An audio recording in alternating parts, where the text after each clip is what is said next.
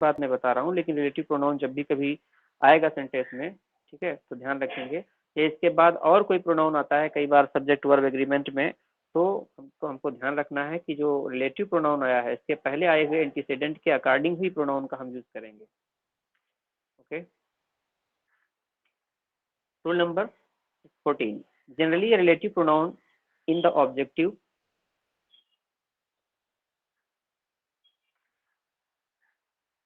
Generally the relative pronoun in the objective, मुझे लगता है थोड़ा सा रोल जो है कुछ जो है मिसप्रिंट हो गया है, पूरा आ नहीं पाया है, तो देखिएगा इसको हम यहीं से समझ ले रहे हैं। कई बार ये होता है कि ओमिट कर दिया जाता है ना, कि होता क्या है, the student whom you wanted to punish is absent today. जो रिलेटिव प्रोनाउन होता है ऑब्जेक्टिव केस का, उसको ओमिट कर दिया जाता है, ठीक है, और वो ओमिशन के सेंस में भी वो सेंटेंस करेक्ट ही होता है, तो ध्यान रखेंगे उसको, मतलब अंडरस्टूड होता है तो उसको अपने आप समझ लेंगे। फॉर एग्जांपल जैसे यहाँ पर वो होम का यूज के साथ में सेंटेंस लिखा हुआ है, बट विदाउट होम, जैसे ओमिट होम को ओमिट करके सेंटेंस आपको देखने को मिल रहा है, the student you wanted to punish is absent today, ठीक है, यहाँ पर होम को ओमिट कर दिया गया है। Next and today's last point है rule number 15, the pronoun who, whom, whose are generally used for person। सबको पता है कि इनका यूज किसके लिए करते हैं, पर्सन के लिए करते हैं, ठीक है, लिविंग बींग्स के लिए, मतलब जो है हम लिविंग बींग्स नहीं बल्कि पर्सन के लिए ही करते हैं। हालांकि इसमें से आपको देखने को मिल जाएंगे कि हुज का यूज जो है अदर के लिए, क्रिएचर्स के लिए भी किया जाता है, ठीक है, लेकिन हु, हुम और हुज का यूज जनरली जो है पर्सन के लिए होता है। हु नॉमिनेटिव केस में होता है, सबको पता है, और होम का यूज, होम जो होता है वो हु का ऑब्जेक्टिव केस है, जबकि हुज पॉजेसिव केस है।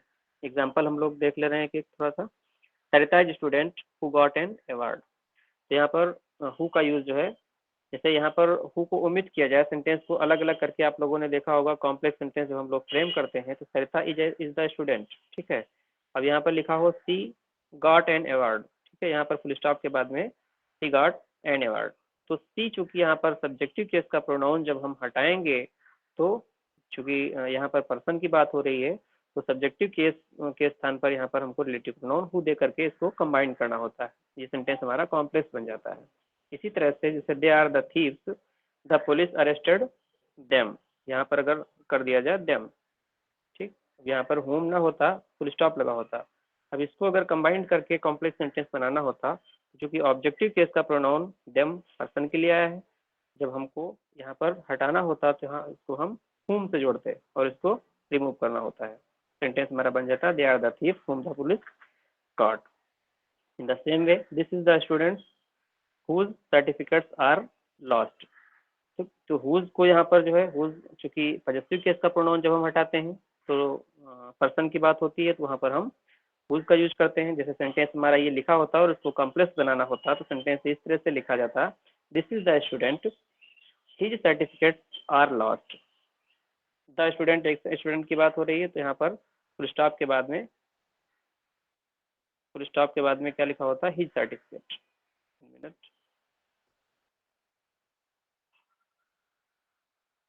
हिज सर्टिफिकेट, यहाँ पर फुल स्टॉप के, तो हिज को जब हम रिमूव करते, हिज चूंकि पॉजेसिव केस का प्रोनाउन है, पर्सन के लिए आया है, इसलिए यहाँ पर इसको हटा करके हम पॉजेसिव केस का प्रोनाउन हु का पॉजेसिव केस क्या होता है, whose, whose certificate are lost. I hope यहाँ तक किसी को कोई प्रॉब्लम नहीं होगी, अगर हो तो बता दिया जाए, उस पॉइंट को फिर से हम लोग फिर से डिस्कस कर लें, या फिर आगे के लिए आगे के क्लास जो है सूरज जी को इन्वाइट करेंगे, अगर कोई थैंक यू सर, आप लोग बता सकते thank you very much, Thank you, sir. Thank you, sir. Thank you, sir. Sorry for late joining, sir. Not mention, not mention, thank you okay, sir. Most welcome to. अगले session की तरफ बढ़े हैं, Priyanshi ma'am को invite करेंगे, वो literary term जो कल पढ़ाई थी उससे रिलेटेड कुछ एमसीक्यूज कराएंगी, फिर इसके बाद जो है हम चौसर पे टेस्ट जो हुआ था उस पर डिस्कस करेंगे। Priyanshi ma'am kindly proceed. Thank you so much, sir. Once again, I'll ask you good evening. Good evening, Very, ma'am.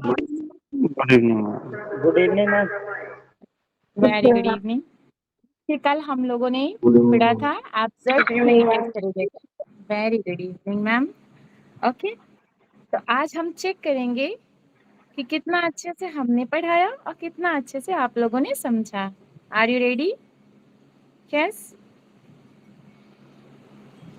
Yes, Reply madam. me, all of you. Okay, question first. Yes. You can see on my screen. Which playwright's work is considered one of the earliest examples of absurdist literature? What should be correct? इसमें क्या सही होगा आप लोगों के according? Alfred ज़ेरी सही तो बताया था जी। Alfred Jarry option C should be correct. आप लोग को आंसर भी दिख रहा होगा। Okay, now next question. What major historical event influence the emergence of the absurd theatre? तो हमने ये स्टार्टिंग में ही आप लोग को बता दिया था, जो वर्ल्ड वॉर सेकेंड हुआ था उसके, हाँ जी, उसी का ज्यादा से ज्यादा प्रभाव पड़ा था। उसकी विभत्सिका से लोग इतने ज्यादा परेशान हो गए थे, चीजें अस्त व्यस्त हो गई थी, तो उसका जो रिफ्लेक्शन दिख रहा था तो थिएटर पे भी दिख रहा था, right. Next question number 3, who coined the term theatre of absurd? ये टर्म किसने कॉइन किया था? सबको अच्छे से पता होना चाहिए। Ashley Martin, option B should be correct. Now next question, question number 4. Which play by Samuel Beckett is known for its depiction of two tramps waiting for someone who never arrives? ये भी पता है कि वो wait करते रह जाते हैं लेकिन वो आते ही नहीं है। Yes, waiting for Godot. Very nice. Option D should be correct. Next question, which playwright is known for the play The Bald Soprano? ये भी हम लोगों ने चर्चा किया था। एजियोन एनेस्को का ये वर्क है। Option yes, option C should be correct. Next question, what philosophical movement is closely associated with the absurd theatre? तो क्या था वो? हमने आपको बताया था एब्सर्ड थिएटर से दो रूट का जन्म होता है। पहला क्या था? एग्जिस्टलिज्म था। ओके, तो इसमें ऑप्शन क्या मिलना चाहिए आपको? Option C should be correct, यही दिख रहा है। ओके, नेक्स्ट क्वेश्चन देख लेते हैं जी। क्वेश्चन नंबर 7 देख लेते हैं। An absurdist literature what is often rejected to? जैसा कि हमने बताया था, किसको रिजेक्ट किया था? Rejected to convey a sense of absurdity. तो उन्होंने लॉजिक और लैंग्वेज को रिजेक्ट किया था, और उसमें उन्होंने ये भी बोला था कि जो एरिस्टोटेलियन मानक उन्होंने दिया था कि प्लॉट ऐसे होना चाहिए, प्ले को कैसे इंटरेस्टेड बनाना चाहिए, उसके भी अगेंस्ट ये माना जाता है। क्या होना चाहिए? Option B should be correct. Next question, question number 8 देख लेते हैं। Which play by Harold Pinter is mentioned as an example of British absurdist theatre? क्या था? The Birthday Party. Option A should be correct. Next question देख लेते हैं। Question number 9। Question number 9 में क्या है? What does Albert Camus compare human existence to in his philosophy of absurdity? तो हमने एक बताया था कि जो एल्बर्ट कैमस थे उनका एक फिलोसफिकल एसे था, ठीक है, वो क्या था? The story of selves. Option में दिख रहा भी होगा आप लोगों को, option B should be correct. Now question number 10, which play by Thomas Stoppard exploits the devices of absurdist theatre for comic rather than philosophical ends? 10 में क्या होना चाहिए? एक मिनट। Rosencrantz and Guildenstern are dead. Thomas Stoppard का था, हमने बताया था। इस पे इन्होंने हैमलेट के ऊपर एक कॉमेडी क्रिएट कर दिया था, जैसा कि वो ट्रेजेडी था। हैमलेट तो जो शेक्सपियर ने लिखा था वो ट्रेजेडी था, जो टॉमस स्टोपार्ड ने लिखा था वो पूरी फनी था। उसमें पूरा उनके बारे में पूरा फनी चीजें दिखाई गई थी। नेक्स्ट क्वेश्चन नंबर 11 देख सकते हैं। Which of the following is not a typical characteristic of absurdist literature? यहाँ क्या होना चाहिए? Logical coherence. Option B should be correct. Next question, question number 12। Which novel by Joseph Heller is considered as an example of absurdist literature? तो क्या होना चाहिए? Catch-22। 12 को option C should be correct. Now next देखते हैं question number 30। What type of comedy is often associated with absurdist literature? किस type की comedy associated है? तो जो ब्लैक कॉमेडी होती है ना, option B should be correct. Now question number 14. Who wrote the myth of selves, a foundational text for the philosophy of absurd? किसका था? ये हम लोगों ने बात किया था एल्बर्ट कैमस के बारे में. Okay, option B should be right. Yes, today's last question. Which playwright's work The Balcony is an example of absurdist theater? क्या होना चाहिए? Jean Genet. Option C should be correct. इस तरीके से हम लोगों ने एब्सर्ड थिएटर का कंप्लीट किया. आज हम लोगों ने उससे रिलेटेड जितने भी क्वेश्चन बन सकते थे 15 क्वेश्चन हम लोगों ने यहाँ पे कवर किया. किसी क्वेश्चन में कोई डाउट हो तो बता सकते हैं. Yes, thank you. Okay, no doubt. Thank you. Welcome Thank you. Everyone. Thank you very much. Next session की तरफ चलते हैं हम लोग. चौसर का जो टेस्ट आज था उस पर बात कर लेते हैं. हमारी सर नमस्ते. Good evening sir.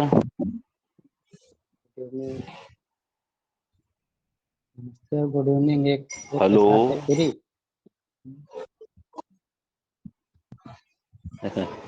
जी क्या सर मैं हमारी लेट आवाज जुड़ा नहीं हूँ, मिल रही थोड़ा आप लोगों तबीयत को? खराब हो गई. दोनों वर्जन में होना चाहिए, नहीं, जिसको लेट जिस तरह जुड़ने से की जो अच्छा भरपाई लगे वो आपकी समझ हो सकता गई. है. नमस्ते और गुड इवनिंग कह के दोनों. क्योंकि जनरली जो सब लोग पहले जुड़े हैं उन्होंने सिर्फ गुड इवनिंग ही कहा. आपने नमस्ते गुड इवनिंग दोनों कह दिया, इसलिए वो उसकी भरपाई हो गई है ना. सर लेट जुड़ा हूँ इसलिए मैं तबीयत खराब हो गई आज. अरे क्या हो गया भाई? आज सिर दर्द, चक्कर, उल्टी ऐसे हो गया सर. वॉमिटिंग से ये भाई केयर करिए, बड़ी गर्मी. हीट वेव्स हैं इस समय जो है, थोड़ा बच के रहने वाला है. स्वास्थ्य का ध्यान रखें सभी लोग. ये जल्दी ठीक हो जाएगा. पानी पीते रहिए, ग्लूकोज लेते रहिए. क्वेश्चन नंबर 1 दिख रहा होगा आप लोगों को. जी जी सर. रिप्लाई जी कर सर. दीजिए. आज के टेस्ट में जो है जनरली साथियों ने इंस्ट्रक्शन नहीं पढ़े होंगे. कई साथियों का हमने देखा है परफॉर्मेंस बहुत खराब आया. खराब वो इसलिए नहीं आया है कि उनको आता कम, वो इसलिए खराब आ गया कि उन्होंने टीजीटी की तरह इसको लगाया, जबकि वो भूल गए जीआईसी में 1/3 की निगेटिव मार्किंग होती है. क्यों होती कि नहीं होती? तो ये इंस्ट्रक्शन ध्यान देने चाहिए. कई साथियों ने हमको मैसेज करके कहा कि सर हम ध्यान ही नहीं दिए कि इंस्ट्रक्शन जो है उसमें निगेटिव मार्किंग थी. तो जब भी आप पेपर को देने जाते हैं तो कम से कम इतना तो ध्यान रखा जाना चाहिए कि सबसे पहले हम उसके इंस्ट्रक्शन देखें आखिर है क्या. वरना जैसे वैसे करने लगेंगे तो नहीं काम चलेगा, गड़बड़ हो जाएगी चीज़ें. फिलहाल जितने भी साथियों ने प्रयास किया, अच्छा प्रयास किया. He was afresh as the month of May. This line is a part of the prologue. This line refer to किस टेल से जो है ये ली गई है? स्क्वायर टेल से. ये ऑप्शन आपका correct. Which work is not a work of Chaucer. Chaucer का कौन सा वर्क नहीं है? आउल एंड नाइटिंगेल नहीं है, बाकी तो सब हमने पढ़ा ही थे. Legend of the good women, house fame, romaunt after rose. Which is the Chaucer's prose work. Prose work कौन है इसमें से चासर का? Treatise on the astrolabe. ये option. Which is the writer of famous poem Mourning the Death of Chaucer. एक work चौसर पे लिखा गया है, मॉर्निंग द डेथ ऑफ चौसर. इसके राइटर हैं ऑक्लेव. एक मिनट.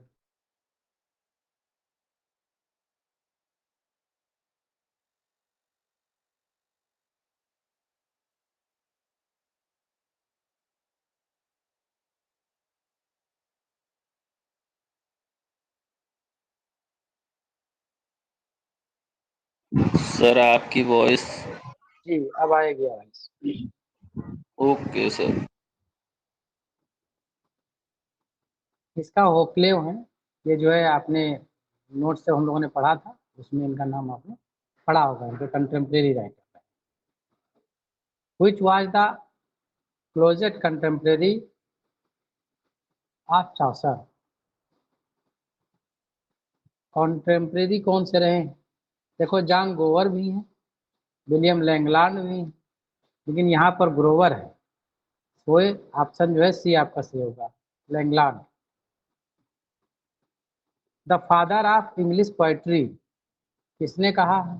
तो आंसर ही इसमें पहले से फीड हो गया था, ये नहीं था, इसको हमने रिमूव करना भूल गए, तो लिखे है इसमें D option.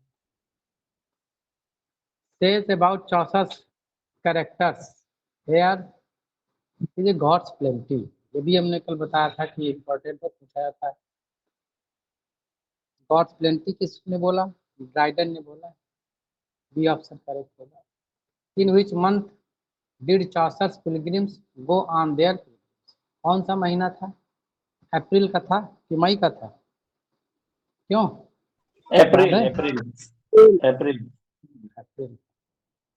How many pilgrim चौसस contemporary tales are going on the pilgrims? कितने लोग मिले थे वहाँ टाबार्ड में, जा रहे थे साथ में? 29। 29 How many pilgrims in the prologue to the Canterbury Tales represent the knighthood class? सैन्य वर्ग से कितने थे जो उसमें बिलोंग करते हैं कैंटरबरी टेल की नाइट? 3 हैं। कितने हैं? 3, डी ऑप्शन। नोट्स में हमने कल मेंशन भी किया था कौन कौन। One of the portraits in the prologue is that of wife of Bath. What is Bath? क्या है? The name of the town to which the she belongs, उसके जो है गांव का नाम है जहां से संबंध है, इसलिए B option. It is believe that the host at the inn was a real man. Who is the host? Host कौन था? हैरी बेली। हैरी बेली कौन सा ऑप्शन हो जाएगा? D option, D option Harry Bailey. What is the name of the inn where the pilgrims assemble for the night? कहाँ सब एकत्रित हुए थे? Tabard Inn, D option. To which shrine are the pilgrims going? किस तीर्थ स्थल के लिए वो जा रहे थे? थॉमस बकेट के लिए जा रहे थे ना, ST Becket, A option. One of the tales in Chaucer contemporary tales is in prose. हालांकि प्रोज के है कई और भी हैं, लेकिन इनमें से कौन सी जो है टेल ऐसी है जो प्रोज में? पार्सन्स टेल पार्थन, बहुत से। चौसर was not indebted for its sources to one of the following, मतलब जितने नीचे नाम दिए गए इनमें से कौन से नाम है जिससे जो उनको कोई सोर्स नहीं लिया अपने वर्क का? बाकी का लिया है, होमर से उन्होंने नहीं लिया है, बाकी दांते से भी लिया, वर्जिल से भी लिया, वो भी कर। Hence option C. Between which set of dates did Chaucer live? Dates क्या है जिसके बीच में वो उनका जीवन माना जाता है? 1342 1400। जी। Chaucer lived during the reign of, इसमें कई लोगों ने सी मारा हो, 3 to 4, ध्यान रखिएगा। Edward third, Richard second, Henry fourth, A option. Who mention Chaucer as the well English undefiled? किसने अपने वर्क में जो है इसको, इस कमेंट को कहा है या मेंशन किया है इसको? कौन है? स्पेंसर है ये। नोट्स में इस चीज को भी हमने मेंशन किया। Option D is correct. With Chaucer is a born our real poetry, ये किसी भी एग्जाम में पूछा जा सकता है और कई एग्जाम्स में पूछा भी गया है। Matthew Arnold, option D is correct. Chaucer found his native tongue a dialect and left it as a language. चौसर ने अंग्रेजी को जो एक डायलेक्ट के रूप में लिया और उसे इंग्लिश बना के छोड़ा। किसने कहा है? Lowell, B option. Chaucer is the earlier of the great moderns who has that opinions. Matthew Arnold, option B is correct. In Chaucer is the father of English poetry. He is the grandfather of English novel. ये भी कल जब हम लोग पढ़ रहे थे तो हमने इनके क्रिटिसिज्म में कुछ पॉइंट्स इंक्लूड किए थे। G K Chesterton, option A is correct. Total ecclesiastical characters are portrait in the prologue. जो प्रोलॉग कैंटरबरी टेल का है उसमें चर्च से संबंधित कुछ कैरेक्टर्स को उन्होंने डिपिक्ट किया है। वो कितने कैरेक्टर हैं? हालांकि इसका आंसर टीचमेंट पे रॉन्ग टच है, 8 वहां पर माना गया है। आंसर रियल क्या है? 7 है। इसकी 7 ही है। कौन सा से? प्रियर्स है, मॉन्क है, प्रेयर है, पारसान है, और एक क्या होते हैं? समनर्स हैं, और एक पार्डोनर है, और क्या एक सेकंड नन है। ये 7 कैरेक्टर ऐसे होते हैं जो चर्च से संबंधित। How many womens characters figures in the prologue to the Canterbury tales. कितनी वुमेन्स को जो है इन्होंने जगह दी है अपने प्रोलॉग में? 3 वुमेन्स को जो है इन्होंने प्लेस दिया है। ऑप्शन बी होगा। कौन कौन सी हैं? प्रियर्स है, वाइफ ऑफ बाथ है, और सेकंड नन है। ये 3 महिलाओं को इन्होंने प्रोलॉग में जगह दी है। तो इस तरह से जो है हम लोग चौसर पढ़े, और चौसर पे कुछ जो है ये पॉइंट्स से रिलेटेड जो है क्वेश्चन आप दिया था। इसका मकसद बस यही था कि आप पूरा नोट्स पढ़ने के बाद जो है अपना एवोल्यूशन कर पाएँ कि आप कहाँ पर जो एग्जिस्ट करते हैं। बाकी कई साथियों का परफॉर्मेंस बहुत अच्छा आया है इसमें से जो टॉपर हैं उनका क्या नाम है? विशु मिश्रा। इनका बहुत अच्छा परफॉर्मेंस है। जीआईसी और पीजीटी लेवल की इनकी बहुत अच्छी तैयारी है। तो इस तरह से जो है जो लोग टीजीटी दे रहे हैं वो भी चीज़ों को अगर देखते रहेंगे तो 1-2 चीज़ें यहाँ से टीजीटी में भी पूछे जाने की प्रोबेबिलिटी रहती है। इस प्रकार से जो है हम लोगों का जो सेशन चल रहा था ये जीआईसी का, तो यहीं पर समाप्त होता है। और हम लोग अब कल संडे, मंडे में मिलेंगे सब लोग। और मंडे से जो है जो ओपन सेशन की एक्टिविटीज़ थी वो रिस्टोर हो जाएंगी, और इसकी जो है अलग से एक क्लासरूम बन जाएगी जीआईसी पीजीटी के लिए। 4:30 बजे से मंडे में हम लोग वोकेब, ग्रामर और लिटरेचर टीजीटी की बेस्ड पे जो अब तक के करते आए हैं वही प्रोसेस फिर से रिस्टोर हो जाएगा। पीजीटी और जीआईसी के जो इंटरेस्टेड साथी हैं हमसे संपर्क कर लेंगे तो उनको न्यू क्लासरूम में या न्यू ग्रुप में ऐड करके हम लोग अलग करेंगे पढ़ाई। क्योंकि जो है जनरली जो लोग टीजीटी पढ़ते हैं लास्ट तक के वो बचते नहीं हैं इसमें, और पीजीटी वाले ही बचते हैं, तो उसका कोई मतलब नहीं है कॉमन रूप से इन सब चीज़ों को चलाना। और जो न्यू क्लासरूम होगी वो टोटली पेड होगी। पेमेंट कितना होगा? बहुत नॉमिनल होगा, क्योंकि इसका प्रिंटिंग, टाइपिंग, इन सब चीज़ों का खर्चा थोड़ा बहुत निकल आए। बस वही है, पेड नहीं कह सकते, चंदा चुंगी कह सकते हैं सहयोग से, ताकि उन सहयोगों से नोट्स वगैरह जो है बनते रहें। Interested candidate can contact us हमारे पर्सनल व्हाट्सएप पे। बाकी जो हमारा ओपन सेशन था जो चल रहा था एज इट इज मंडे से वो रिस्टोर कर दिया जाएगा। तो आज का सेशन, आज की जितनी भी एक्टिविटीज़ हैं हमारी, यहीं तक। मिलते हैं आप लोगों से मंडे में, ठीक है? Thank you. Nice evening to all of you. Thank you sir. Thank you sir.